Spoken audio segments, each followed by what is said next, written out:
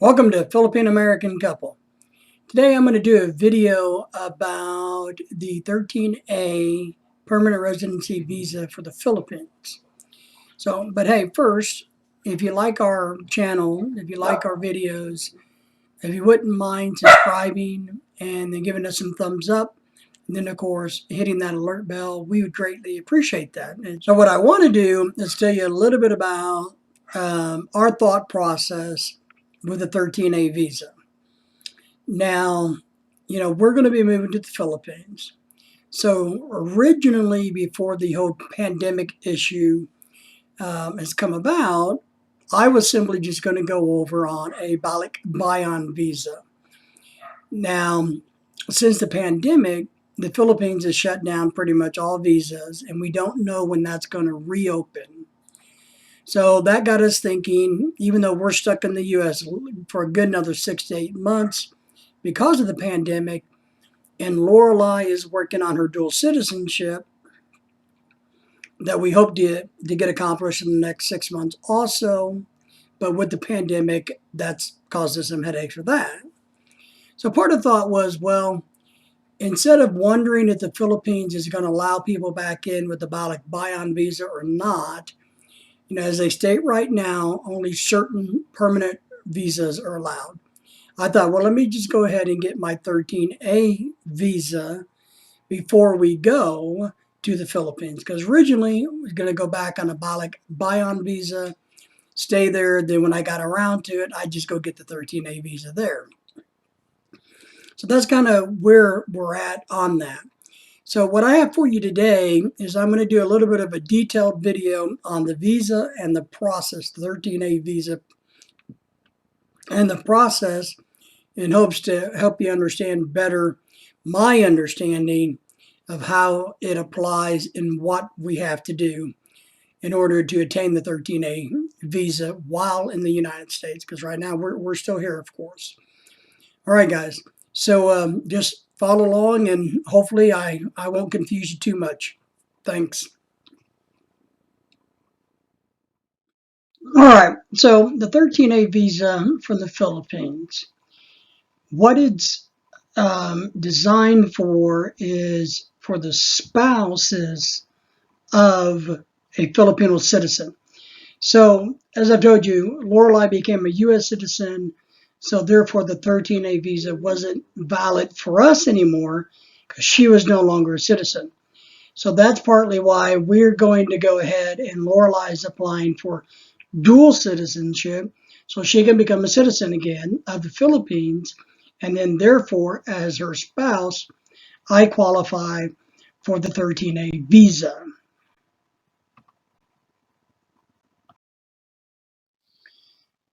So there is a list of countries that the citizens would qualify for this. As you can see, here's the list.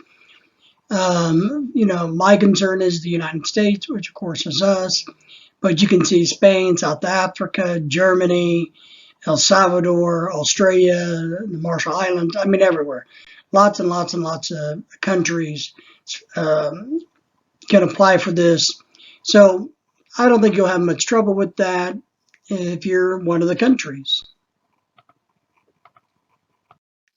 So let's talk a little bit about the requirements. Now, you have to appear in person, whether you're in the Philippines doing this or in the United States. So, like for me, we're in Arkansas, so we had to go, 12 hours away down to Houston in order to do this. So that's a chore, but it is part of it. You have to have 2 copies of the application form. Your passport, from what I gather from what this does, is your passport needs to be good for more than 6 months from the time you do this. So they want, is like here, for me, my passport has another 2 years or so on it before I need to renew it. But before we go to the Philippines, I'm going to go ahead and renew it again for another 10 years.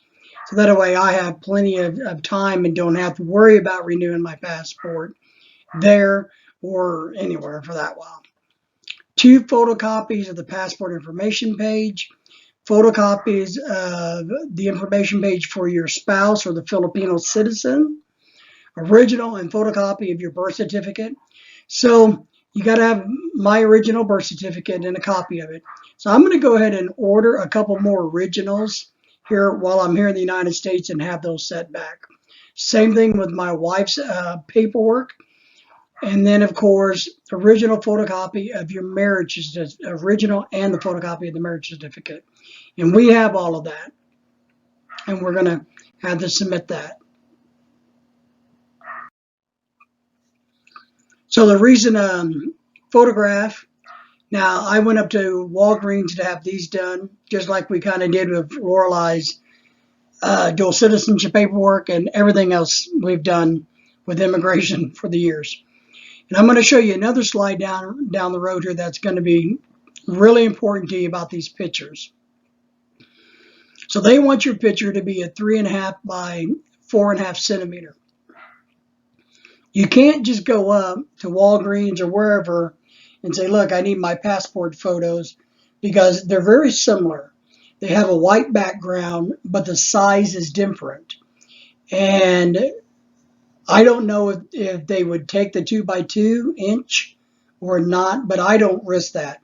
When we do all of this stuff with the Philippine government and the United States government, and they says they want a picture by and by this and that, then we make sure it's exactly that. Don't give them any room to kick it back. So now, if you're out in Singapore, there's a whole lot of different rules about this going on in Singapore that you can look up and study.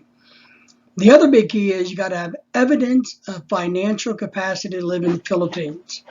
So bank accounts, statements, and this is, to be honest, why a lot of guys, expats, who get married, sometimes they don't bother with a 13A visa.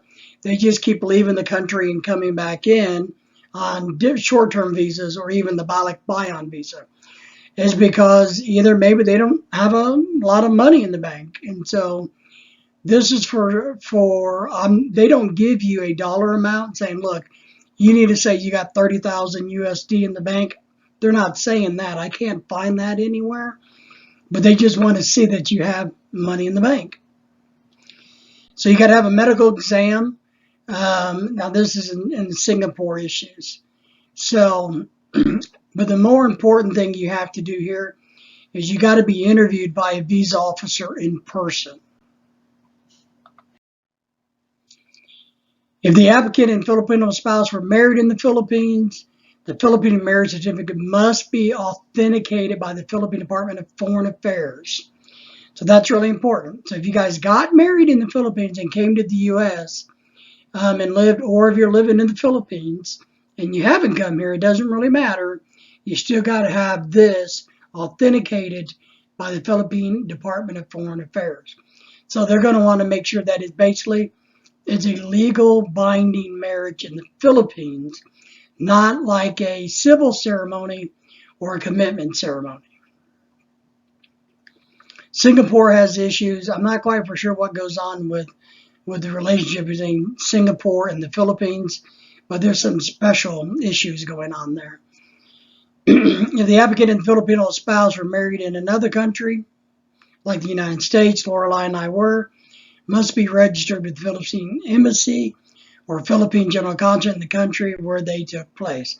And that's part of why we got to give them our original marriage certificate so it can be registered. So here's a copy or an image of the Philippine passport information page. So I've got the birth certificate here and marriage certificate. Kind of an example for you guys to see if you're wondering what they mean by this. So here's your passport information page.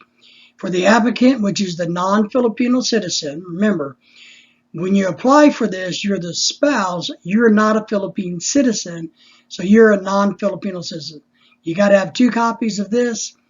The Filipino citizen, your wife or spouse, same thing.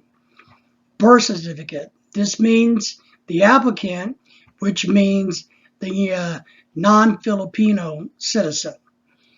And of course, you got to have your spouse's birth certificate, or they may call it a certificate of live birth in the Philippines. Then, of course, you got to have your marriage certificate, no matter where. From the Philippines, if it's authenticated, or the United States, you have to have original and a copy of your marriage license.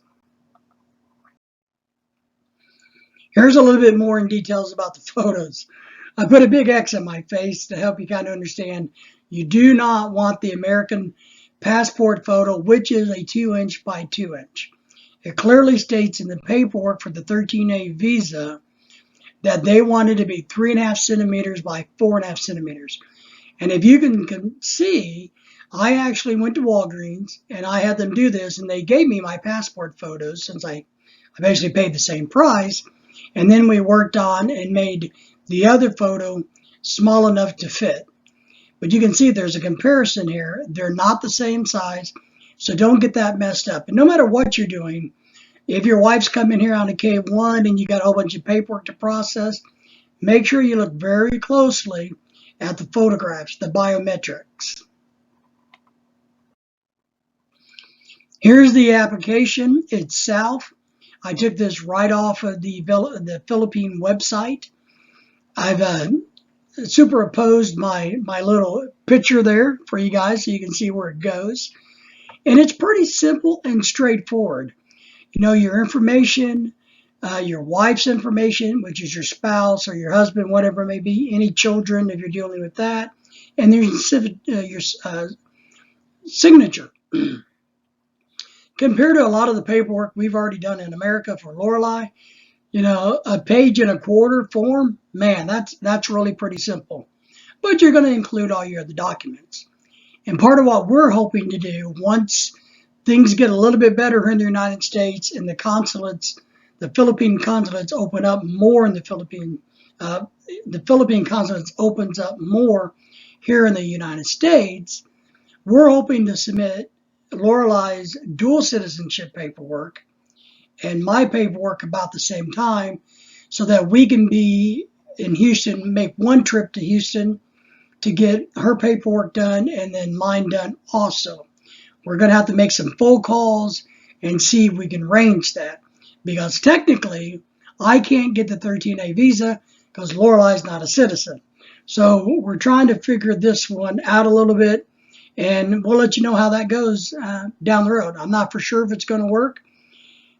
We're hoping that the Balikbayan visa comes back open, that the Philippine government says, okay, you know, restrictions are off, and we're going to do that. If that's the case, and we haven't got the other process of only making one trip to Houston, Texas, which is 12 hours away, then we'll probably wait, and I'll do the 13A visa in the Philippines.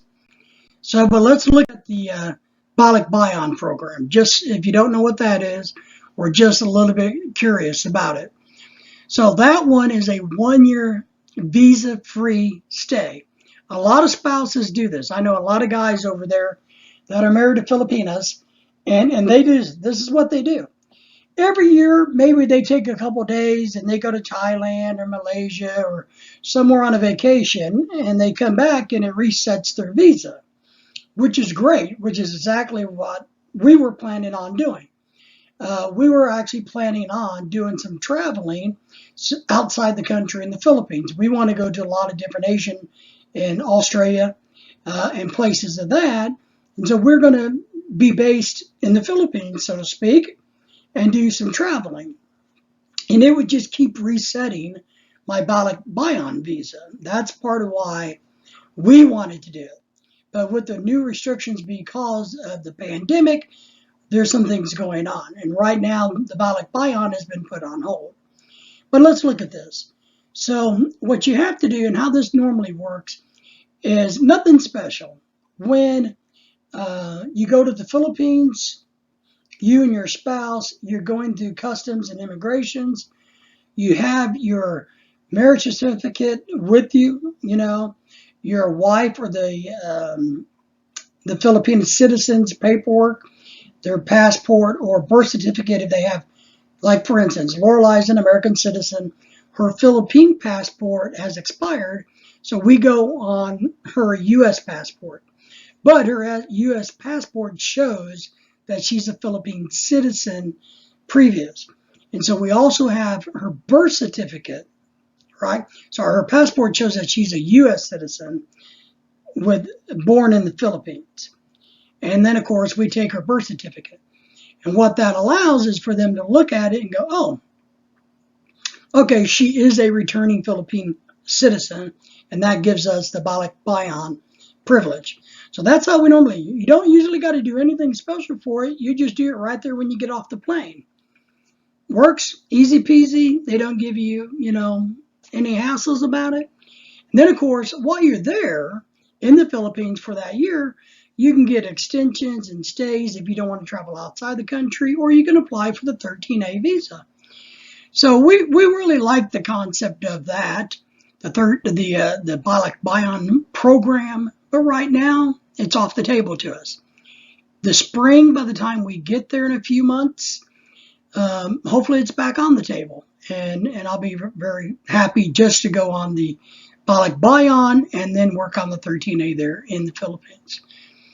Guys, I hope this is not made things more confusing to you.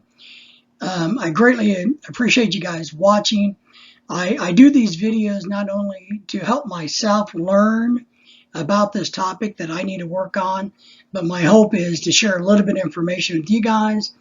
I encourage you 100% to go do your own research, to read everything, to get a good understanding for things. This is just what I understand from everything I read and see. So once again, thank you and good luck. If you have any questions, hey, you're welcome to get a hold of us on Facebook or YouTube or whatever it may be. Take care, guys.